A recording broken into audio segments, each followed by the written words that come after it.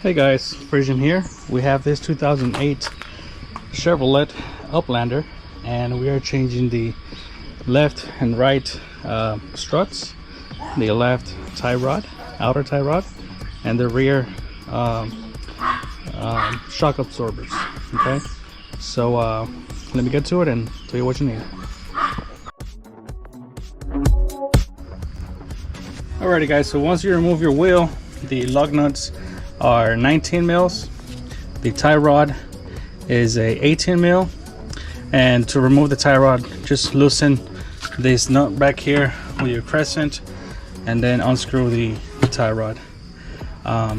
You got the two nuts holding on to the knuckle to the strut. Those are 21. This is a 17 mil for the stability bar link, and in the center for the CV axle is a 33 mil. Then we go up top, and then up top we're gonna have three nuts that are holding the strut. Okay, those three nuts are 15 mils. Okay, so alrighty, so let me remove all this and put the new stuff in.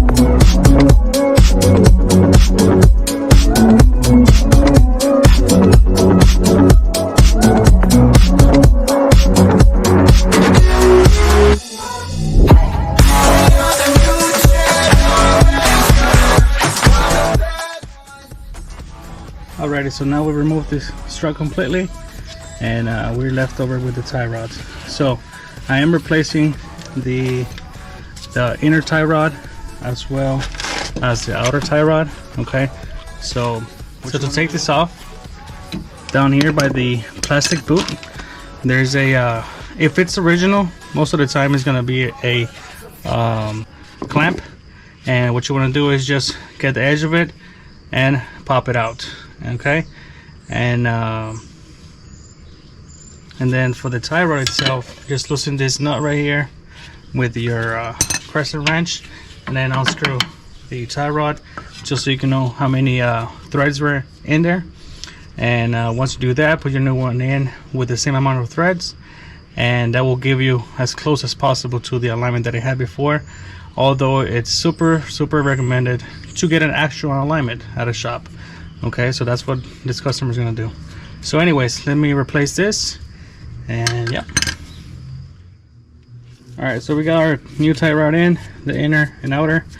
When I removed the inner tie rod and removed the plastic boot, this one right here, a lot of oil came out, and that's power steering fluid. And I told the customer about it, and he said he's not going to replace the rack right now, so we're only going to replace the inner and outer tie rod. Okay, so never mind all that oil. That oil is from the power steering rack. So let me just wrap this up. I'm gonna put in the new strut and put everything back together. So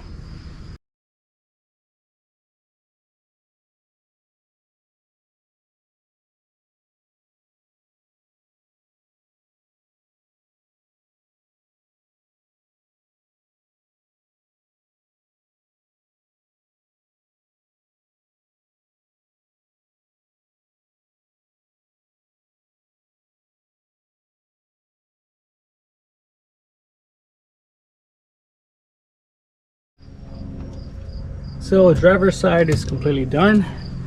Don't forget to tighten out your 315 mils up here.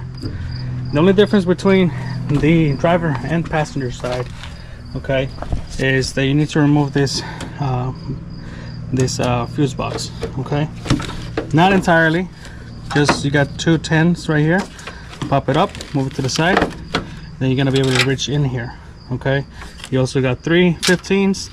It's best if you have a stubby, okay, because you can flex it and get in there. It's really tight. And you will also need a long one. Okay, so other than that, pretty much the same thing as the driver's side. Alrighty, the rear shocks were also replaced. Super simple. Okay, you don't have to remove the wheel. right there you have this hole. It's a 18mm head. That's a bolt. Go down here. That's the new one. There is no nut. It's only the bolt. Okay, an 18. Then at the bottom, you have a bolt going across, an 18mm nut, and an 18 bolt. Okay, that's all it is. Just use your jack to play with it back and forth, so you can put the bolt across, and that's pretty much it. So I got that one changed. So there it is, guys. 2 struts, inner and outer tie rod, and at the back the 2 shocks. So if you got any questions, just comment below, like and subscribe, and I'll see you on the next one with this 4 flex. We're gonna do a timing chain and a water pump, so stay tuned. See ya.